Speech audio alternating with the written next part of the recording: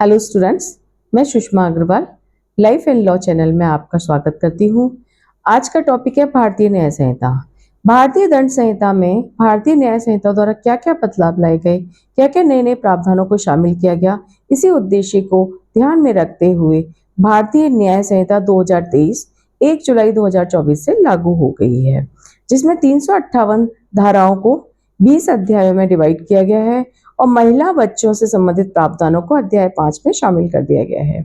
तो हम अध्ययन करते हैं भारतीय न्याय संहिता में क्या क्या नए नए प्रावधान डाले गए हैं जो भारतीय दंड संहिता में नहीं थे। भारतीय न्याय संहिता के सेक्शन 2 के क्लॉज 3 में शिशु की डेफिनेशन शामिल की गई है, जिसमें कहा गया है कि 18 वर्ष से कम आयु का बालक वो भी शिशु कहलाएगा। इसका प्रभाव ये होगा कि किडनैपिंग के मामलों में पहले भारतीय दंड संहिता में ये था कि महिला है तो 18 साल से कम एज की महिला का किडनैपिंग हो सकता था, लड़का है तो 16 साल से कम एज के लड़के का किडनैपिंग हो सकता था। लेकिन अब शिशु की डेफिनेशन 18 साल से कम आयु का शामिल करने के कारण जो किडनैपिंग है अब महिला, चाहे वो महिला मेल है या फीमेल है, दोनों की उम्र अब 18 वर्ष हो गई है।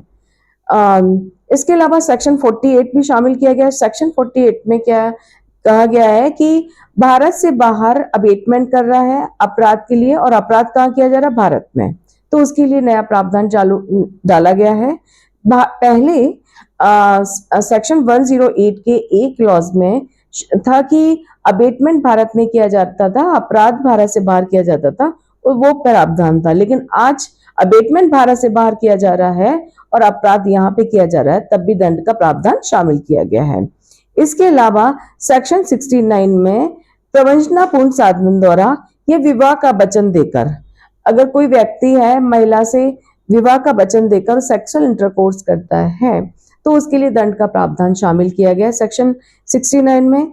इससे पहले सुप्रीम कोर्ट का जजमेंट आया था अनुराग सोनी वर्सेस छत्तीसगढ़ राज्य 2019 में, जिसमें सुप्रीम कोर्ट ने कहा कि अगर कोई व्यक्ति किसी महिला से जिससे शादी करने का इरादा नहीं रखता और विवाह का वचन देकर सेक्सुअल इंटरकोर्स करता है तो उसके लिए सजा का प्रावधान किया गया था, उसे रेप वाले सेक्शन में पनिश किया गया था। तो इस तरह की घटनाएं हो रही थी, इसको देखते हुए विधायिका जब बीएनएस लेके आई तो उसमें 69 को शामिल किया गया। इसके अलावा सेक्शन 73 में महिलाओं के विरुद्ध जो भी सेक्सुअल ऑफेंसेस होंगे उसको कोर्ट की जो कार्यवाही है बिना परमिशन के अगर कोई व्यक्ति पब्लिश करता है तो उसके लिए सजा का प्रावधान सेक्शन 73 में जोड़ा गया है।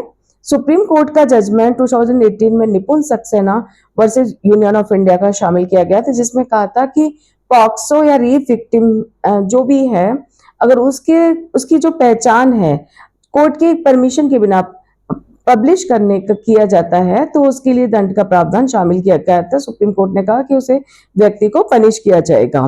तो जब बीएनएस आया तो इस चीज को ध्यान में रखते हुए सेक्शन 73 को यहाँ पे शामिल किया गया था। इसके अलावा मॉब लिंचिंग की घटनाएं बहुत हो रही थी, भीड़ आक्रामक होकर किसी व्यक्ति की हत्या कर देती थी। तो इस चीज को देखते हुए मॉब लिंचिंग का प्रावधान 103 के क्लॉज 2 में शामिल किया गया। एक सुप्रीम कोर्ट का एक जजमेंट आया था Tehseen Poonawalla versus Union of India का, जिसमें सुप्रीम कोर्ट ने कहा था कि अगर भीड़ द्वारा किसी की हत्या कर दी जाती है तो ऐसे मामलों को गंभीर माना जाएगा। पुलिस अधिकारी एफआईआर दर्ज करे और एसपी रैंक के अधिकारी को नोडल ऑफिसर नियुक्त किया जाए। साथ में विधायिका भी इस मामले में लॉ बनाए। तो जब बीएनएस आया तो 103 के क्लॉज 2 में मॉब लिंचिंग के प्रावधान को यहाँ पे शामिल किया गया था। तो 103 में कहा गया है क्लॉज 2 में कि लिंग के आधार पर, भाषा लैंग्वेज के आधार पर या जो कास्ट के आधार पर, क्रीड के आधार पर, कम्युनिटी के आधार पर कोई भीड़ या समूह किसी व्यक्ति की हत्या कर देते हैं तो समूह का प्रत्येक सदस्य मृत्यु से, आजीवन कारावास से और जुर्माने से दंडित किया जाएगा।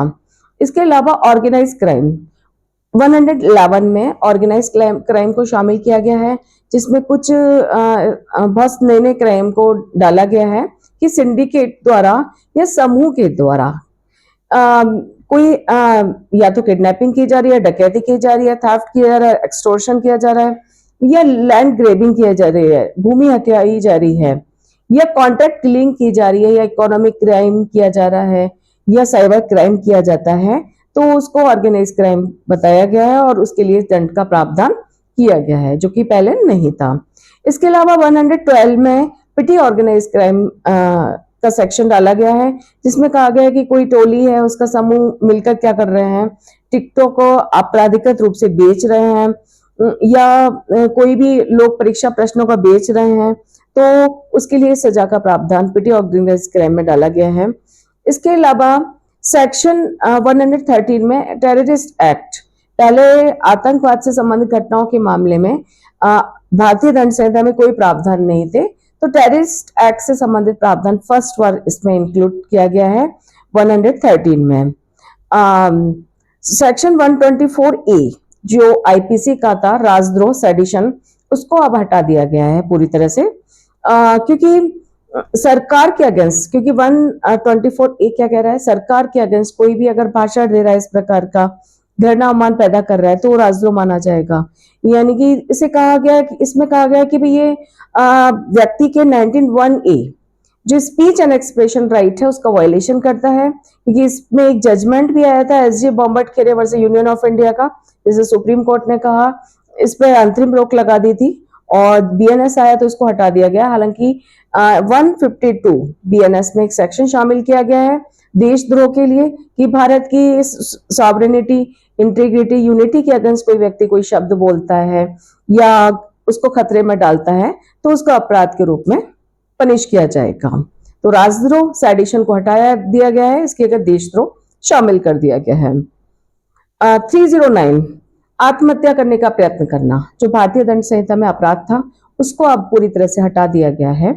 अब व्यक्ति अगर पब्लिक सर्वेंट को कोई ऑफिशियल कार्य कराने के लिए मजबूर करने के लिए या उसको ना करने के लिए मजबूर करने के लिए आत्महत्या करने का प्रयत्न करता है, तभी उस व्यक्ति को पनिश किया जाएगा। अदरवाइज 309 को हटा दिया गया है पूरी तरह से।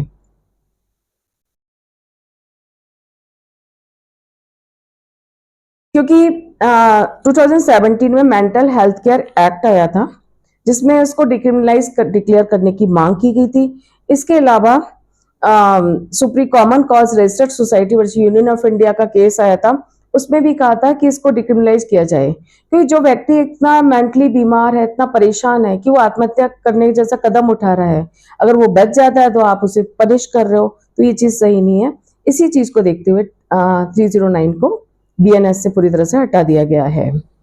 इसके अलावा झपटमारी, स्नैचिंग, 304 में एक सेक्शन को शामिल किया गया है, क्योंकि चैन खींचने के केसेस बहुत हो रहे थे और अब तो मोबाइल भी छिपटा जा रहा था। इस चीज को देखते हुए, क्योंकि पहले या तो रॉबरी में पनिश करते थे या थेफ्ट में पनिश करते थे, तो इस दुविधा को दूर करते हुए स्नैचिंग सेक्शन को 304 में जोड़ दिया गया है, कि अगर कोई किसी की कोई चीज सामान झपटता है, खींचता है या मोबाइल झपटता है, तो उसके 304 के तहत उस व्यक्ति को पनिश किया जाएगा।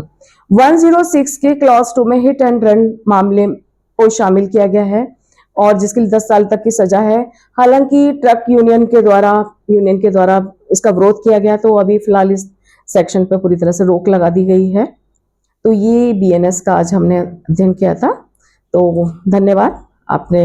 अगर आपको मेरा वीडियो पसंद आ रहे हैं तो please like, share, subscribe my video.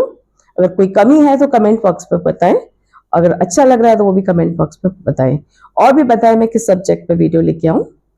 Thank you so much.